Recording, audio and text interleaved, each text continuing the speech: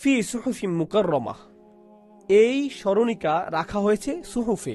সুহুফ শব্দটির আক্ষরিক অর্থ হচ্ছে ধর্মগ্রন্থ।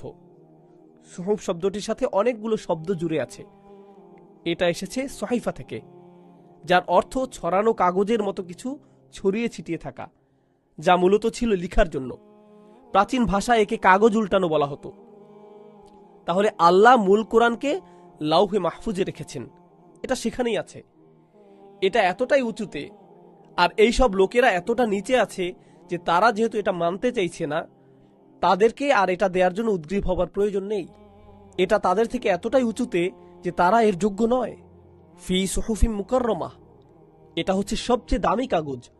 অতএব এটা এমন কিছু নয় যে আপনাকে তা মানানোর জন্য অতি আগ্রহী হতে হবে। এভাবে আল্লাহ এর মর্যাদা সম্পর্কে বর্ণনা দিলেন। কোরআনের প্রতিটি আয়াত, কোরআনের মাধ্যমে ইসলামের দাওয়াত, কাফিরদের